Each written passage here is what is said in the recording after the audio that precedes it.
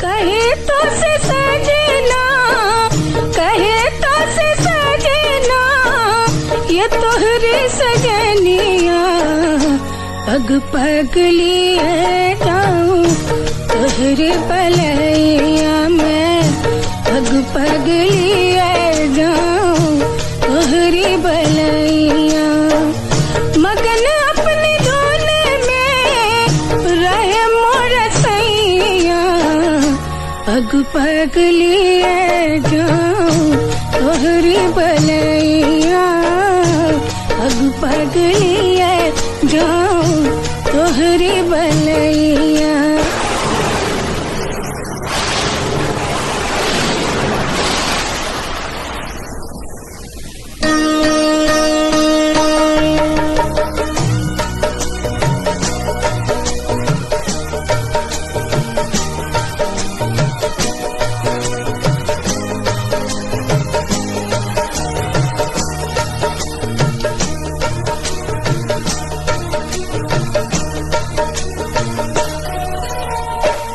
बदरिया से बरसों घटा बन के छाऊं, बदरिया से बरसों,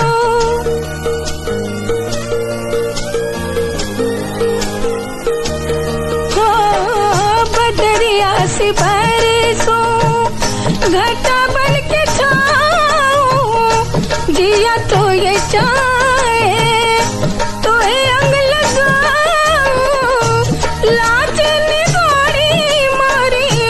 रोके पैया, पग पग लिए जाऊं तोहरी बलैया में, पग पग लिए जाऊं तोहरी बलैया।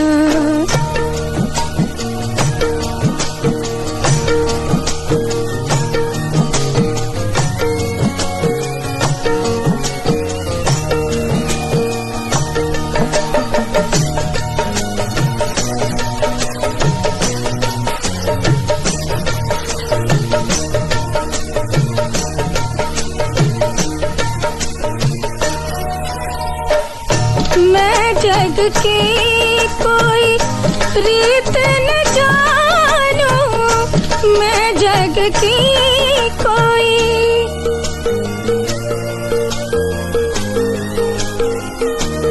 हो मैं जग की कोई रीत न जानूं, मांग का तो सिंदूर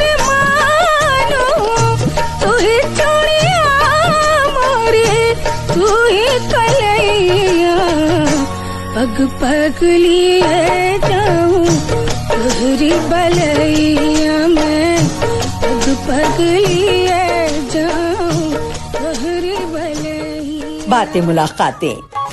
नमस्कार, 100.7 FM रेनबो आकाशवाणी लखनऊ पर मैं हूँ मीनू खरे। आज हमारे साथ वो हैं कि अगर लोक संगीत की बात की जाए तो देश में जो सबसे पहला नाम उभर कर आता है शायद वो उन्हीं का है। समझ गए ना? और कौन हो सकता है वो नाम सिवाय शारदा सिन्हा जी के।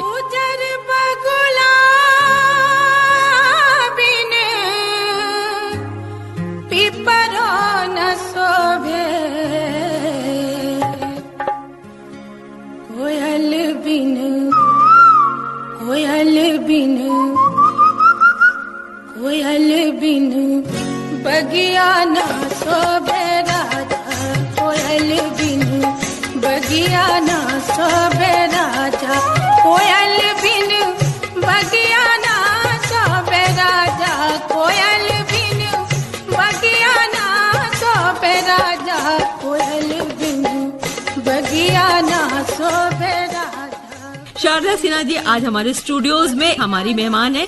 बहुत बहुत स्वागत और अभिनंदन करती हूँ शारदा सिन्हा जी आपका। नमस्कार। बहुत धन्यवाद मीनू, बहुत धन्यवाद, शुक्रिया। शारदा जी, बहुत दिनों से ये हो रहा था कि आपको आकाशवाणी में मुझे रिकॉर्ड करना है। बिल्कुल, मुझे याद है। मैं सोच रही थी कि ये रिकॉर्डिंग टेलीफोनिक होगी, लेकिन आप मेरे बगल में बैठी होंगी और मैं आपसे बात कर रही होंगी रूबरू। ये मेरे लिए बहुत खुशी की बात है। लिखा होता है ना, तो वो हो गया, जो होना था वो हो गया।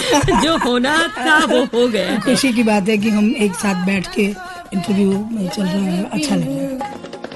देवर बिनु अंगना ना सोबे राजा, देवर बिनु अंगना ना सोबे राजा, देवर बिनु अंगना ना सोबे राजा, देवर बिनु अंगना ना सोबे राजा, देवर बिनु अंगना ना सोबे राजा, देवर बिनु अंगना ना सोबे राजा।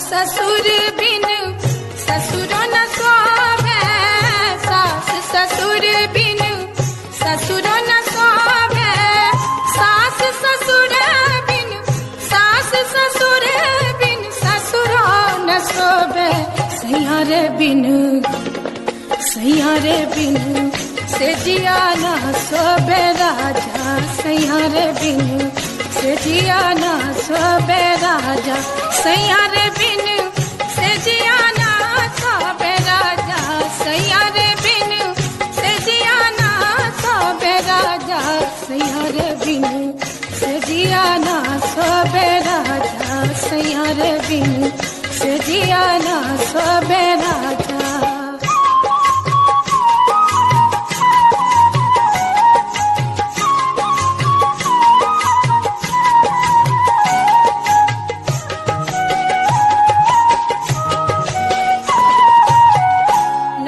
सिंदूर बिन मंगियो न सोवे, लाल सिंदूर बिन मंगियो न सोवे, लाल सिंदूर बिन लाल सिंदूर बिन मंगियो न सोवे, बालक बिन बालक बिन गोदिया न सोवे राजा, बालक बिन गोदिया न सोवे राजा, बालक बिन गोदिया ना सोबे राजा, बालक बिन गोदिया ना सोबे राजा, बालक बिन गोदिया ना सोबे राजा, बालक बिन गोदिया ना सोबे राजा। शारदा जी, लोक संगीत में इतना कुछ हुआ है आपके जीवन में, अगर उसकी शुरुआत करूं, आप ही से पूछती हूँ, बताइए कहाँ से करूं?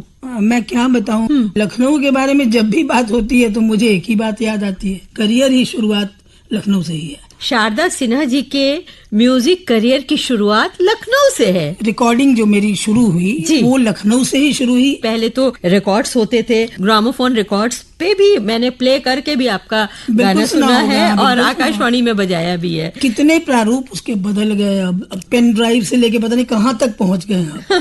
लेकिन तब से ये यात्रा, ये सफर जारी है जी। शुरुआत इसकी लखनऊ से है। शारदा सिन्हा के करियर में लखनऊ का अहम मोड़ है। बिल्कुल, बहुत बड़ी भूमिका है ये जी। जब आप यहाँ पर रिकॉर्डिंग के लिए आई थी तो उससे जुड़ी हुई कुछ घटनाओं का जिक्र हो जाए। मैं जब आई थी यहाँ पे तो वो एक टैलेंट सर्च था, ऐसा पता चला कि वहाँ जाना है और ऑडिशन देना है जी। जो पास करेंगे उनकी रिकॉर्डिंग HMV वाले करेंगे।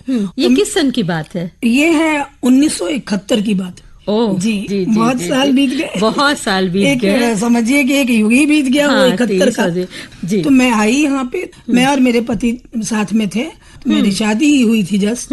तो जब मैं आई यहाँ तो इतनी भीड़ में देखा कि सभी लोग जा रहे हैं अंदर और तुरंत वापस आ रहे हैं। हो नहीं रहा था किसी का भी ऑडिशन में, कोई पास नहीं कर रहा था, आए गाए चले गए। ऐसा तो मैं भी गई, मैंने भी गाया, मैं भी चली गई जी। मैं तो बहुत दुखी हुई कि अरे मेरा तो हुआ नहीं। तो मैंने अपने हस्बैंड से कहा कि भाई चलिए, अब तो हुआ ही नहीं, अब चल के कुल्फी वुल्फी खाएंगे, आवाज ही बिगाड़ लेंगे, अब तो हुआ ही नहीं। तो हम लोग गए अमीनाबाद वगैरह, घूमे, खूब कुल्फी खाई और ये सोच के कि अब तो हम गाना नहीं है, हुआ नहीं मेरा।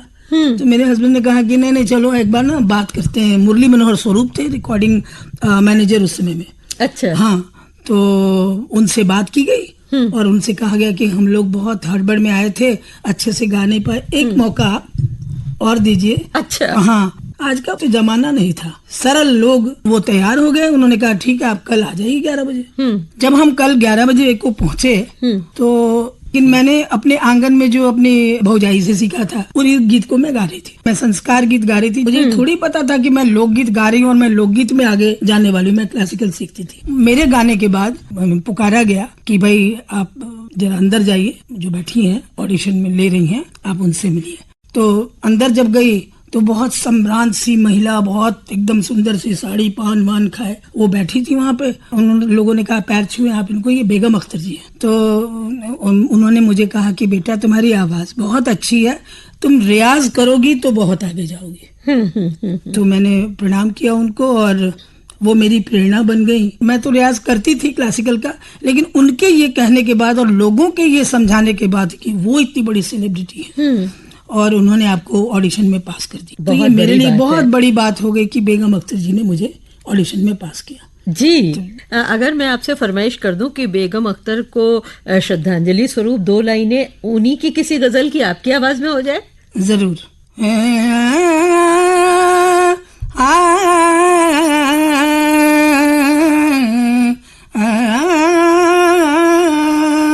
कुछ तो दुनिया की, हाँ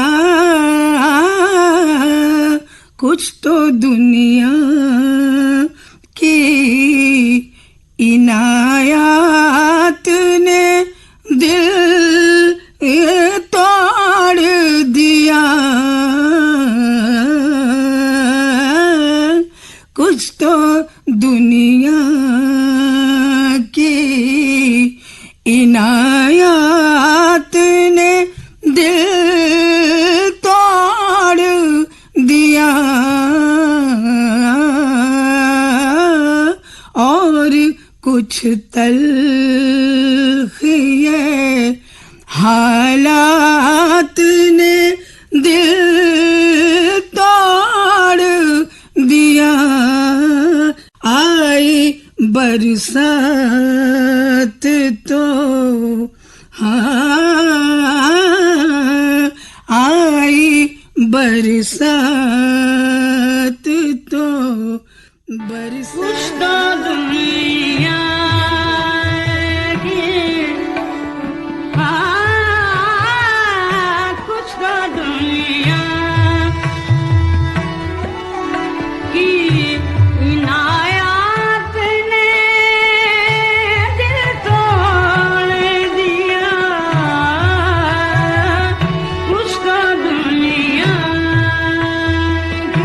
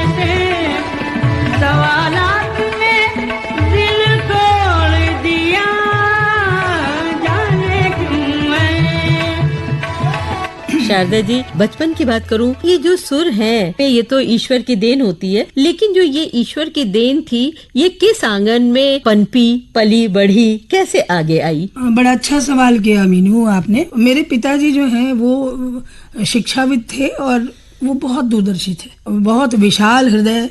मैं छोटी थी तो मैं कविताओं को या दो पंक्ति कहीं मिल गई तो उसको मैं सीधा नहीं पढ़ती थी, मैं उसको लिल्टिंग जैसे होता है ना वैसे करके करती थी। तो मेरे पिताजी को लगा कि इसकी अभिरुचि जो है वो गाने में, उन्होंने गुरु को मतलब ठीक किया, अभिरुचि अगर है तो सिखाया जाए। ये बहुत बड़ी बात थी उस जमाने में, उस समय में। जी जी जी।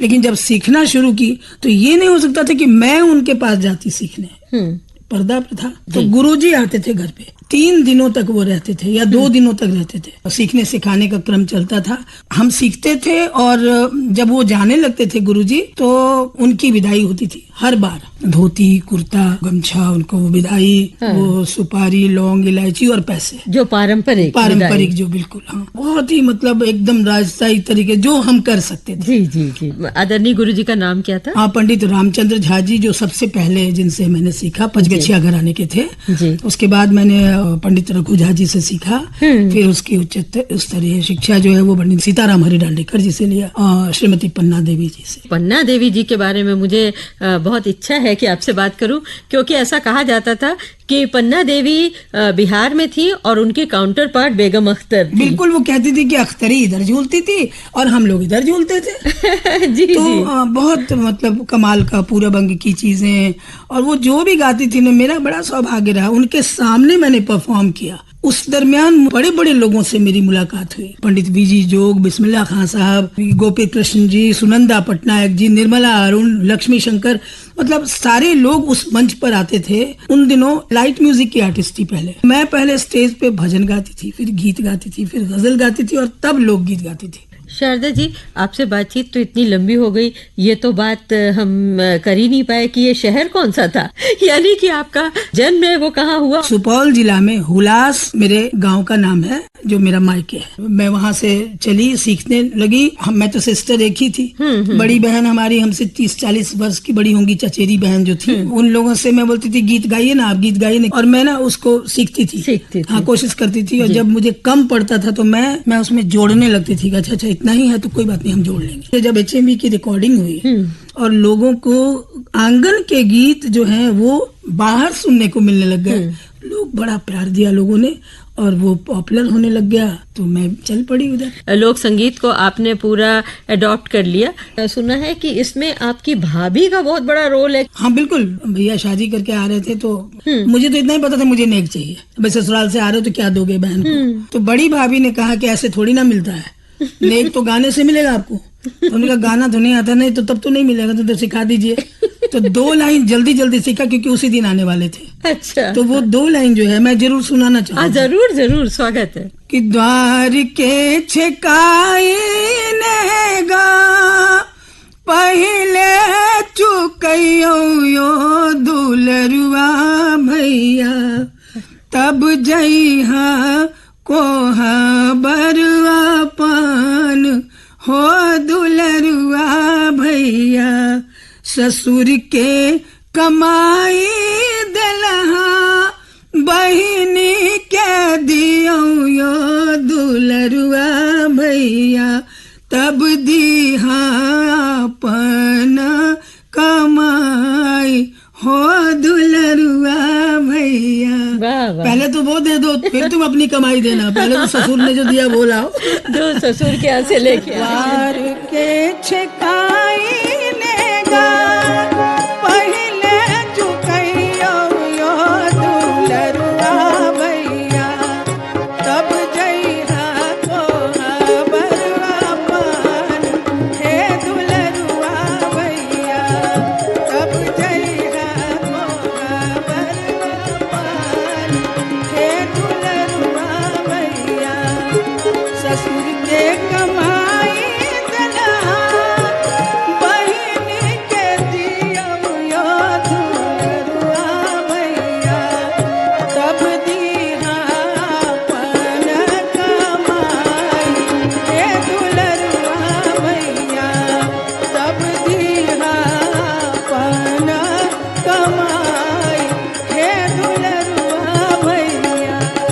राधा जी, बहुत आसानी से पिताजी ने आपको संगीत में डाल दिया। आज से इतने वर्ष पूर्व जब संगीत को अपने घर की लड़कियों को, बेटियों को जाने में लोग हिचकते थे। बिल्कुल हिचकते थे जी। मेरे घर में भी था, मेरे मायके में सपोर्ट था, क्योंकि मेरे पिताजी, हमने पहले भी बताया कि बड़े दूरदर्शी थे। उनका कहना था ये कि जब सीखा है इसका विकास होना चाहिए। तो इस वजह से, चूंकि head of the family father थे, उनकी सोच से सभी लोग धीरे धीरे सहमत हुए, जो नहीं थे वो भी सहमत हुए।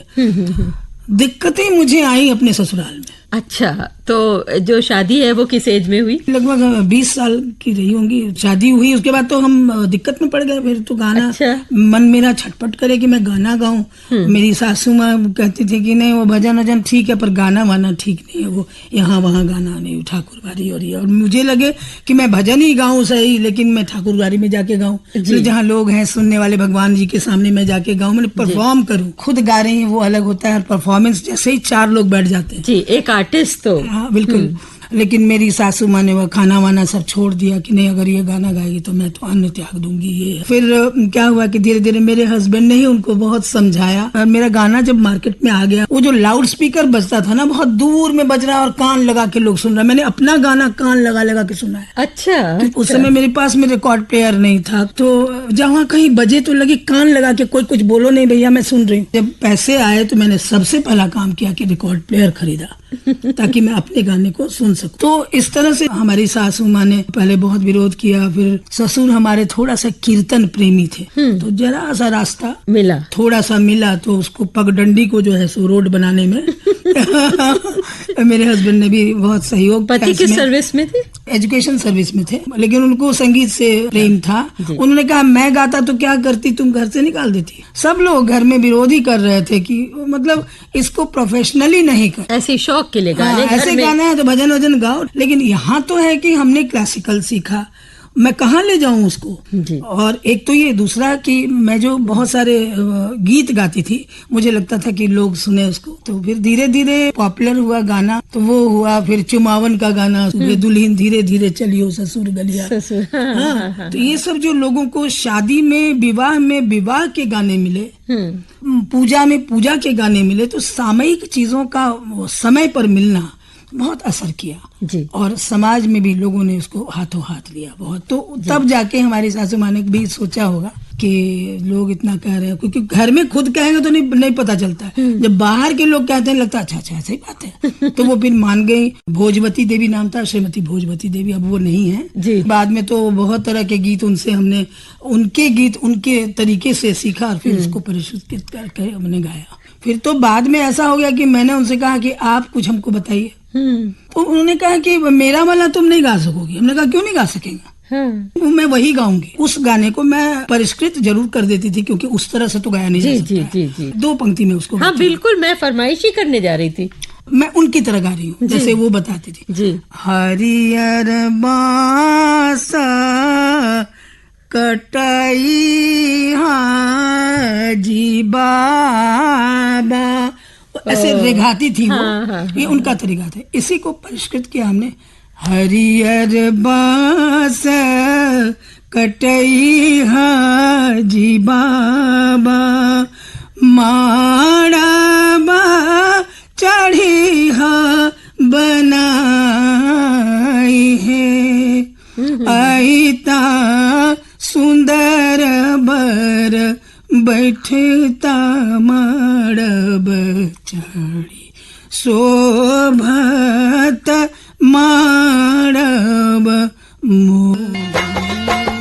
हरे हरे हरे दादा बसवा कटैया, हरे हरे हरे दादा बसवा कटैया, ऊंचे ऊंचे मड़वा छवैया, ऊंचे ऊंचे मड़वा छवैया, ऊंचे ऊंचे मड़वा कर बैठे हो दादा, ऊंचे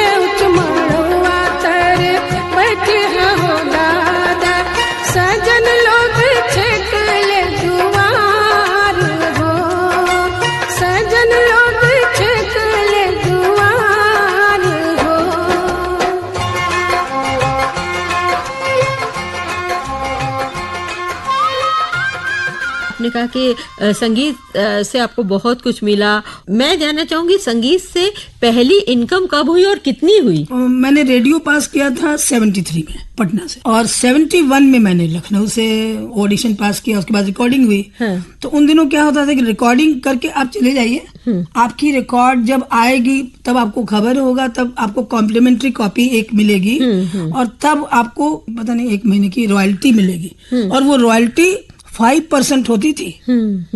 तो मुझे याद है कि 71 में रिकॉर्ड हुआ था, वो पैसा आया था 73 या 74 रुपया पहली बार। मेरे लिए बड़ा महत्वपूर्ण था। उन्हीं 73-74 रुपयों में मैंने 26 रुपए की साड़ी लखनऊ से खरीदी थी। अरे वाह वाह वाह, चिकन की। शारदा जी, आपका जो लोकगीत गायन है उसमें इतने बारीक कण लगते हैं, जो लगता है कण सीधे सीधे दिल में उतरते ही जाते हैं। ये कण कहाँ से आते हैं? ये मैं क्या बताऊं, ये तो ईश्वर की कृपा है। मैंने मेहनत जरूर किया है, हालांकि मेहनत का तो कोई अंत नहीं है, बहुत करना था और भी। और मुझे कभी कभी लगता है कि मैं पता नहीं और कितनी मेहनत मैं करती तो बहुत अच्छा कर पाती। लेकिन क्या है कि स्वर साधन बहुत जरूरी है संगीत के लिए। जब कोई थोड़ा नाम कर जाता है उसके बाद नहीं करता है, स्वर साधन रोक देता है। मैं आज भी जो है सुबह उठने के बाद स्वर साधन जरूर करती हूँ। हाँ बिल्कुल, आधे घंटे 1 घंटे तक जो है वो सारे से लेके सा से प तक, या मतलब स्वर साधन जो एक ओम के रूप में हो या जैसे भी हो, सुर साधना वो मैं जरूर करती हूँ। उससे क्या है ना, आवाज बनती है। और जब हम सा को साधते हैं तो अगले स्वर सभी सधते हैं। एक सधे सब सधे खरज। बिल्कुल, तो खरज को साधना बहुत जरूरी है, और वो मैं आज भी करती हूँ। लेकिन एक ईश्वरीय मतलब कृपा है, और मेरा अपना भाव है, भाग्य है। मुझे सैड सॉन्ग्स जो हैं वो भी बहुत पसंद आते हैं। उसमें बहुत लगता है कि मतलब बहुत पिरोया हुआ सा। तो ये तो लोगों का प्यार है कि वो अच्छे लगते हैं। फिर जैसे कि शास्त्रीय सीखने वाले बहुत लोग हैं, लेकिन आप कहते हैं इतने लोगों का सुनती हूँ लेकिन ऐसा नहीं लगता है। तो ये मेरी किस्मत है और मैं कुछ नहीं कहूँगी। ये प्यार है लोगों का। जी, लोक संगीत को ही आपने चुना, जबकि आपने शास्त्रीय संगीत भी बहुत सीखा। लोक संगीत को चुना, उसके पीछे भी कुछ खास कारण था? मैंने पहले भी कहा ना कि मैंने आंगन में ही लोक संगीत सीखा, और वो सीखने के क्रम में नहीं बस वो नेग लेने के लिए सीखा था। फिर धीरे धीरे मुझे अच्छा लगने लग गया। वो बहुत सहजता मैंने देखी उसमें। और अब जैसे भैंस पर बैठ के चला जा रहा है, गांव का कोई लड़का बांसुरी बजा रहा है, उसको राग का पता नहीं है लेकिन वो सुनने में बहुत अच्छा लग रहा है। ऐसा आम जैसे गिर रहे हैं, बगीचा में बैठे हैं, कुछ लड़कियां बैठी हैं साथ में, हम लोग आम चुनने जाते थे। छुट्टियों में आते थे तो आम के बगीचे में चुनने जाते थे। आम बैठे हैं, चुन रहे हैं, गर्मी वर्मी की कोई चिंता नहीं। तो उस समय में जब आम चुनने जाते थे तो उसमें बड़ी जो सिस्टर थी, हमारी जो कजिन सिस्टर थी, वो लोग गाने लगती थी, कुछ गाती थी। हम लोग दौड़ा दौड़ी करते थे, मारा पीटी करते थे, आम इसमें लेके चले जाते थे, चढ़ के आम खाते थे कच्चे। तो इस तरह की चीजों के बीच में ही वो गीत सब जो है वो निकल करके आते थे। कहाँ से अमुआ महुआ के झूमे डलिया और ये सब जो चीजें हैं, ये बहुत पुरानी चीजें हैं जो निकल करके आई। तो लोक गीतों का तो मतलब मुझे लगता है वैदिक काल से लेकर के मतलब ये चलन है, ये चल रहा है। स्वरूप भले इसका थोड़ा बहुत बदलता रहा हो, लेकिन लोक से तो हम सभी हैं, लोक संस्कृति तो हमारे में बसा रचा हुआ है। शारदा सिन्हा को तो पूरी दुनिया सुनती है, शारदा सिन्हा स्वयं किसे सुनती है? मैं जैसे गजलों की बात अगर करें तो मैं शोभा गुट्टू जी की गजल बहुत पसंद करती थी, बेगम अख्तर जी की।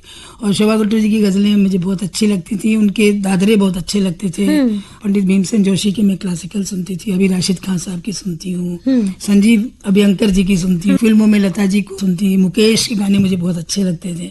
बहुत सारे पसंद हैं उनमें। कुछ अपनी पसंद के बारे में बताइए कि कौन कौन से गीत आपको ज्यादा पसंद है दूसरों के गाए हुए? एक तो लता जी का वो गीत जो गाते थे, हॉस्टल में थे हम लोग, तो दुनिया में ऐसा कहाँ सबका नसीब है, कोई कोई अपने पिया के करीब है, दुनिया में ऐसा कहाँ सबका नसीब, दुनिया में ऐसा कहाँ सबका नसीब है, कोई कोई अपने पिया के करीब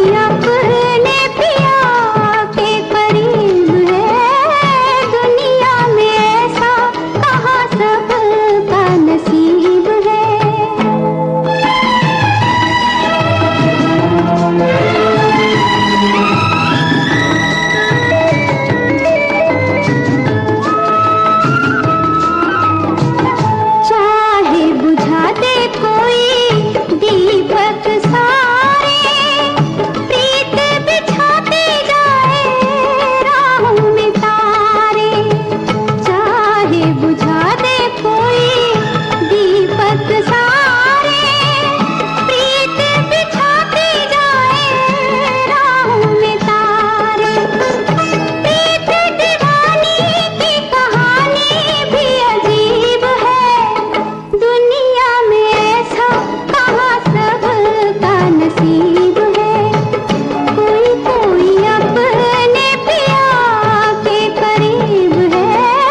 दुनिया में ऐसा कहाँ सबका नसीब है। 100.7 AIRFM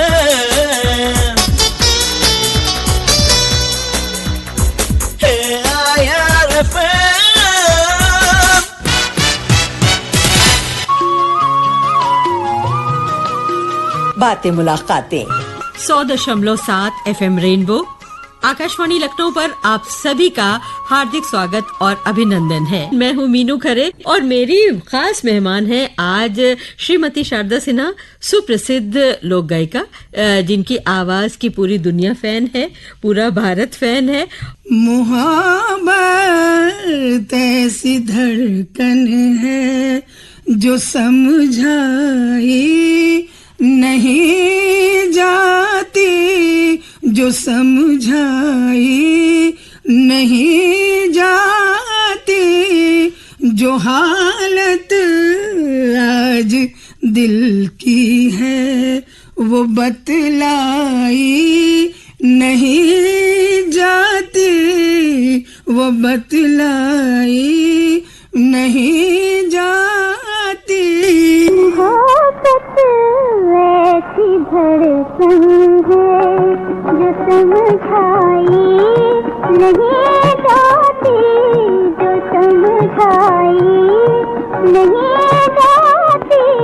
ज़बां पर दिल की बेचैनी कभी लाई नहीं जाती, कभी लाई नहीं जाती।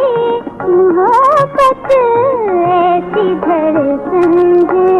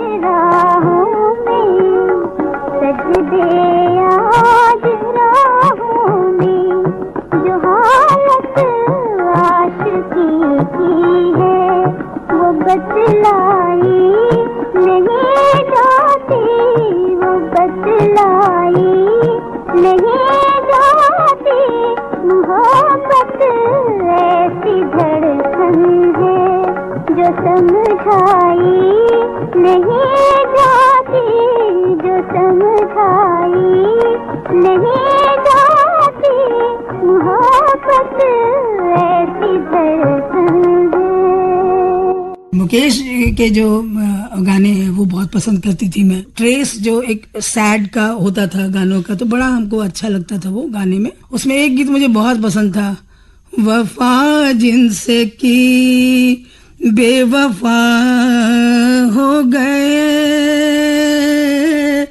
वो वादे मोहब्बत के क्या हो गए। वफा जिनसे की। श्रोताओं, इस समय मेरी खास मेहमान है श्रीमती शारदा सिन्हा, सुप्रसिद्ध लोक गायिका, जिनकी आवाज की पूरी दुनिया फैन है, पूरा भारत फैन है। और इस समय हमने कितने सारे गाने वो आपसे सुने शारदा जी जो आपके नहीं हैं। मेरे नहीं है, मगर मुझे बहुत पसंद है। ऐसा कम ही मौका होगा जब शारदा जी जो हैं वो अपने गाने ना सुना के बल्कि दूसरों के गाने सुना रही हैं। मैं दूसरों के ही सुनती हूँ, अपना नहीं सुनती मैं। अपना तो लोग सुनते हैं और उनका प्यार मुझे मिलता है, बस मैं उसी से मैं बहुत अभिभूत रहती हूँ। शारदा जी, गाने में तासीर का क्या मतलब होता है आपके हिसाब से? देखिए, तासीर तो बहुत बड़ी चीज़ है। अगर आप बहुत शुद्ध गा रही हैं, बहुत ये गमक प्रयोग कर रहे हैं, ये मीड का प्रयोग कर रहे हैं, ये खटके मुर्की, सारी चीज़ें अपनी जगह पे हैं, लेकिन तासीर अगर नहीं है गाने में तो वो गाना बेकार है। तासीर आ कैसे सकती है? किसी को अगर बताना हो, बहुत सारे लोग, बहुत सारे गायक इस समय आपको सुन रहे हैं, तो तासीर गाने में कैसे आए? देखिए, तासीर कुछ तो सबसे बड़ी बात तो ईश्वरीय देन होती है जी। दूसरी बात है कि गा कर उसको पैदा किया जाता है, रियाज से पैदा होता है। वो बार बार एक चीज को गाने, कौन सा वो शब्द है, उस शब्द को हम कैसे ढालें, कैसे कैसे कंपोजिशन बनाएं कि वो सुंदर सा वो बने। अब जो सैड सॉन्ग है, दुख का वो है, तो उसमें तो उसी तरह का भाव लाना पड़ेगा। तो गाने के अंदर भी अभिनय है। जी जी जी जी। तो वो अभिनय बहुत जरूरी है। वो अगर हम अभिनय नहीं करते तो वो तासीर कहाँ से आएगी? बहुत जरूरी है वो। शारदा सिन्हा जी गायिका तो है ही है, लेकिन वो एक माँ भी है, एक गृहिणी भी है। कुछ उसकी चर्चा हो जाए। मैं गृहिणी हूँ, तो मुझे कोई कोई चीज घर में, जैसे है ना, घर में कुछ कुछ किचन में जाके मैं बनाने का भी प्रयास करती हूँ, जाके कि कुक करने का। अच्छा। तो हाँ, थोड़ा बहुत करती हूँ, ज्यादा तो नहीं करती हूँ। वो वक्त कम रहता है तो उसमें मुझे लगता है कि इतनी देर में तो मैं गा ही लूंगी, इतनी देर में मैं कुछ कंपोज कर लूंगी, तो वो करती हूँ। पर फिर भी मुझे मेरा मन करता है कभी कभी, तो मैं जाके किचन में कुछ कुकिंग वो भी करती हूँ। फिर मैं घर को ठीक करती रहती हूँ, हमेशा बहुत बिगड़ती हूँ कि क्यों यहाँ रखा है, क्यों वहाँ रखा है। हाँ, तो मुझे बहुत पसंद है कि घर अच्छे से रहे, हाँ, बिखरा न रहे, व्यवस्थित घर मुझे अच्छा लगता है। और मैं कोशिश करती हूँ कि व्यवस्थित रखूँ उसको।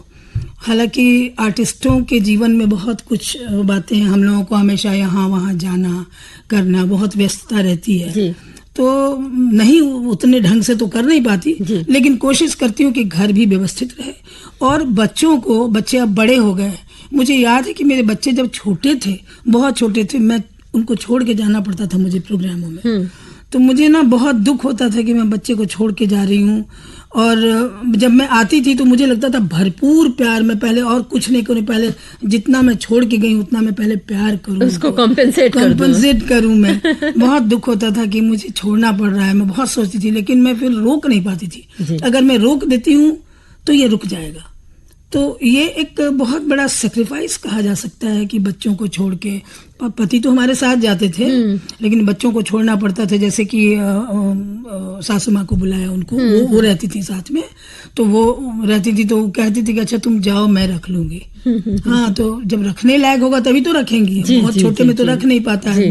तो ये एक बहुत बड़ी बात थी जो मुझे बड़ा सताता था, इस बात का कि मुझे कसक रहती थी, आज भी है मुझे, कि मैं बच्चों को छोड़ के जाती थी। तू कितनी अच्छी है, तू कितनी भोली है, प्यारी प्यारी है, ओ माँ,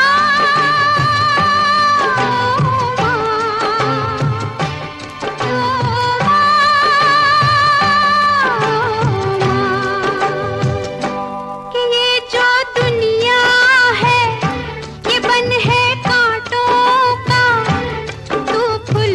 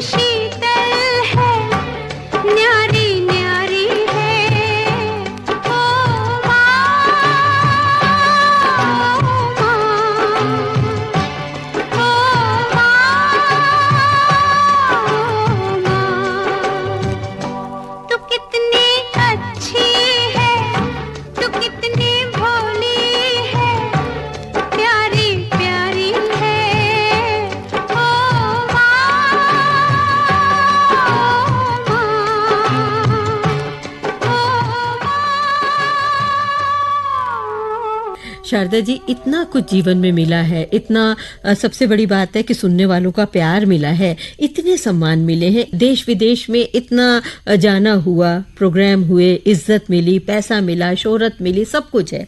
लेकिन अब इसके बाद कोई सपना बचा है अभी भी? सपने सब पूरे थोड़ी होते हैं और संतुष्ट थोड़ी होते हैं। मैं तो कलाकार, मैं संतुष्ट नहीं होती। मुझे लगता है कि एक जन्म कुछ भी नहीं है संगीत के लिए। मुझे लगता है मैंने बहुत कुछ करना था। अभी मेरी उम्र बढ़ रही है, मेरे पास समय पता नहीं कितना है, मुझे बहुत कुछ करना है अभी। बहुत सारी मैं रचनाओं को गाना चाहती हूँ, जैसे गोपाल सिंह नेपाली की रचनाओं को, नीरज की रचनाओं को, मैंने हिंदी की रचनाओं को भी मैं गाना चाहती हूँ।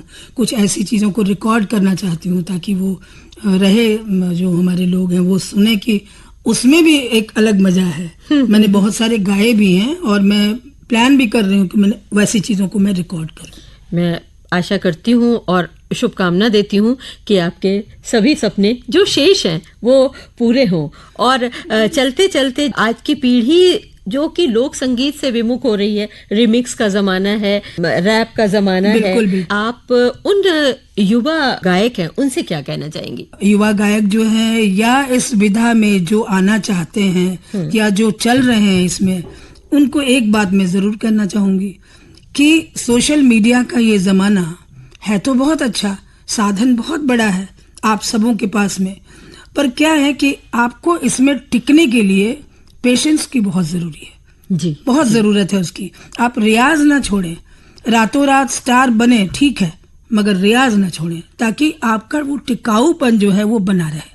वरना क्या होता है कि आज आए, एक महीने के बाद गुम हो गए, वो मत होइए। करते रहिए लगन के साथ, निष्ठा के साथ। मैं यही चाहूंगी कि आपका रियाज, आपका वो मिजाज, लगन जो है, निष्ठा, वो और वो अंदाज जो गाने में होना चाहिए वो बना रहे। शारदा जी, वैसे तो इतनी लंबी बातें हैं, मुझे लग रहा है आपसे बात करती जाऊं, ये सिलसिला चलता ही जाए, लेकिन समय की पाबंद हर एक को होना पड़ता है। मैं चाहूंगी कि ये जो हमारा आज का कार्यक्रम है जिसमें आप हमारी खुसूसी मेहमान हैं, तो इस कार्यक्रम का समापन आपके गाए हुए आपकी पसंद के एक गीत से किया जाए। जरूर। कौन सा गाना गाऊं मैं? तार बिजली गा दूं मैं? तार बिजली तो मुझे बहुत पसंद है, बहुत पसंद करते हैं लोग उसको, बहुत प्यार दिया लोगों ने। और वो ना लोकगीत पर आधारित है वो गीत। जी जी जी, हाँ, तो वही गाती हूँ मैं 2-4 लाइन। ठीक है।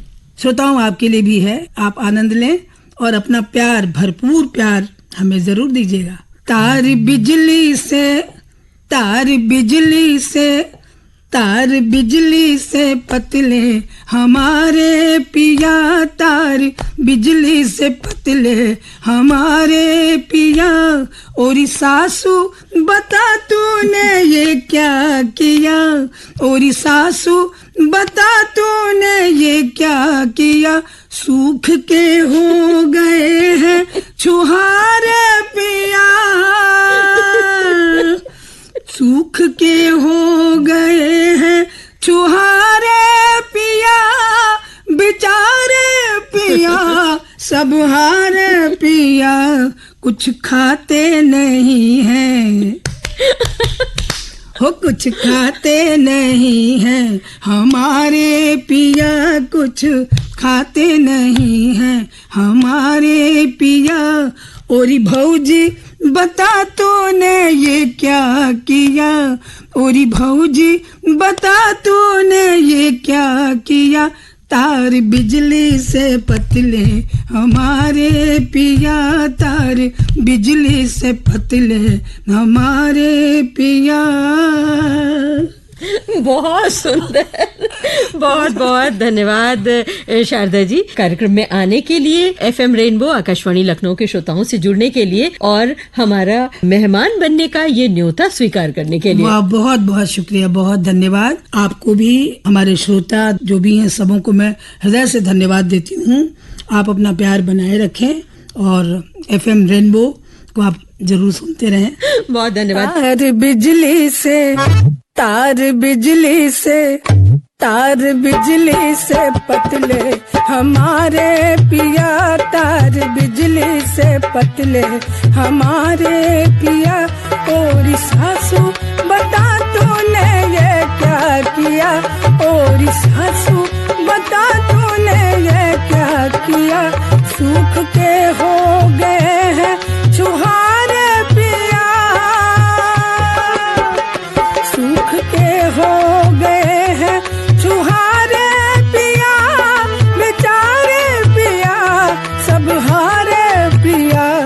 कुछ खाते नहीं है, अरे पिया कुछ खाते नहीं है, हमारे पिया कुछ खाते नहीं है, हमारे पिया। और सासू बता तूने ये क्या किया, और सासू बता तूने ये क्या किया। तार बिजली से, तार बिजली से, तार बिजली से पतले हमारे पिया। खाद तूरा जी सुतले हमारे पिया, मारा धक्का न उठले दुलारे पिया।